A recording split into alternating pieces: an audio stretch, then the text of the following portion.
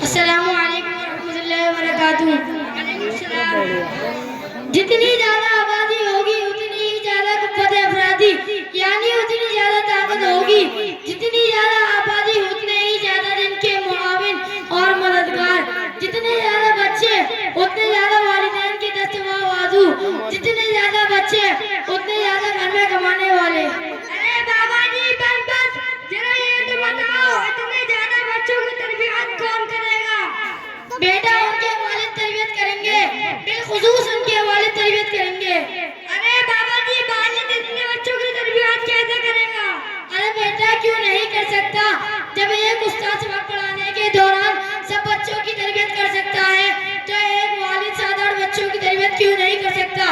ارے بابا جی والد اگر استاد کی طرح پڑھا لکھا بھی ہو تو آپ کی بات بھی ٹھیک ہے، لیکن اگر والد ہی جاہل ہو تو تربیت کیسے کرے گا؟ پھر بیٹا مان لو یہ مسئلہ آبادی کا نہیں ہے بلکہ جہالت کا ہے۔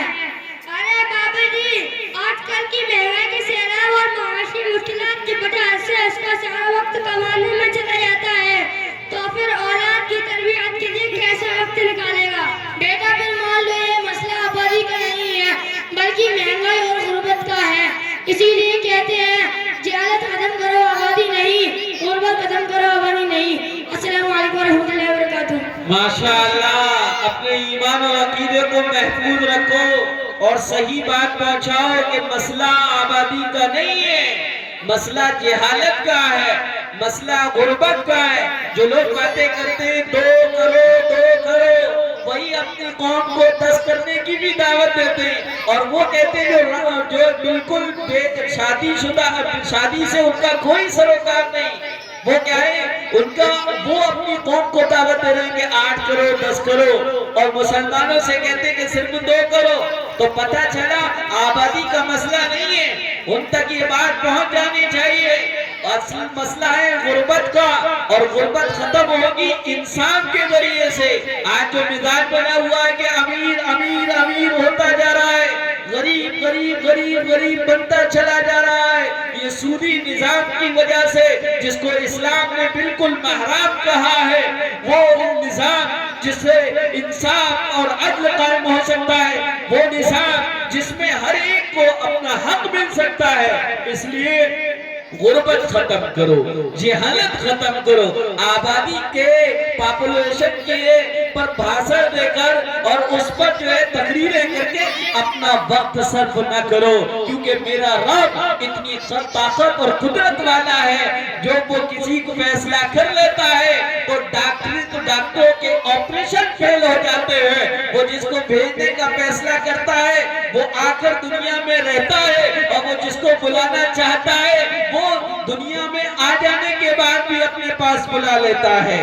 آئیے اب میں جمعہ مبارک، ارے نوجوانوں آپ کے لیے آج مزاج بن چکا ہے، جمعہ ہوئی نہیں، صبح 12-1 بجے جمعہ مبارک کے میسیج بھیج رہے، جمعہ مبارک جمعہ مبارک، اور یہ کہ خطبہ ہو جانے کے بعد مسجدوں میں پہنچتے ہیں، یہ سیلفیوں پر، یہ سٹوریوں پر، یہ سٹیٹسوں پر جمعہ مبارک بادی دینے کا یہ جو سلسلہ چلا ہے، اور جو لوگ یہ کام انجام دیتے ہیں وہ جمعے کے جو آداب ہیں، جمعے کے جو بہترین کام ہیں جن کو سنن جمعہ کہتے ہیں، ان سے وہ ناشنا ہیں۔ آئیے آپ کے علم میں لانے کے لیے میں حیات شبیر صاحب کی صاحبزادی ان کو دعوت میں ان کو بلاتا ہوں، یہ اپنے پیغام دیں گی کہ جمعہ ہے کیا، جمعے کا مقام اور مرتبہ کیا ہے۔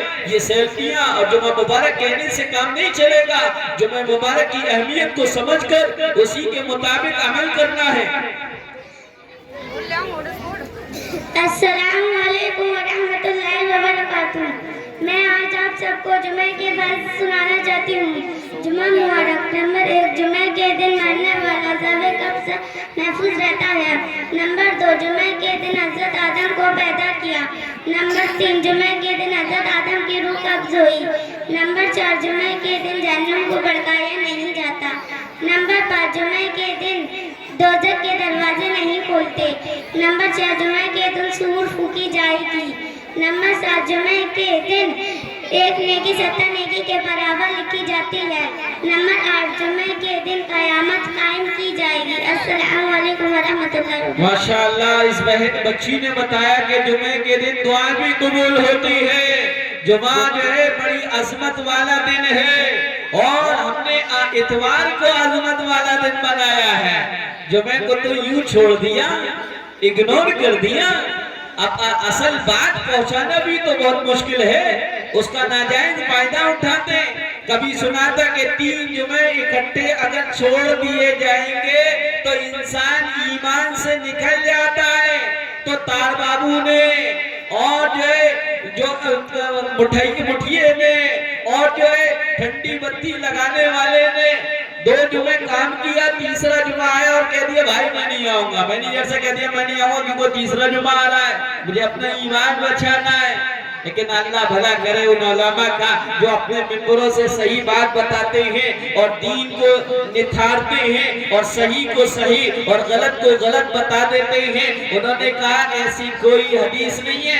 हाँ हदीस है, उसका मतलब ये कि जुमे का छोड़ना इतना बड़ा गुनाह और इतना बड़ा पाप है और इतना बड़ी महरूमी की बात है कि गोया के उसने अपने ईमान को त्याग दिया और वो कुफ्र में दाखिल हो गया। लेकिन सही बात पहुंचाई कब? कई जुमे चले जाते नहीं पढ़ते हैं। बहरहाल जुमे में एक घड़ी है दुआ के कबूल होने की, और वो कब है? वो कब है? कब है वो तो आपको मालूम होगा। असर से लेके मगरिब तक या इमाम के 2 खुतबों के दरमियान बैठने का जो लम्हा होता है, जो पल होता है वो। लेकिन इसको इतना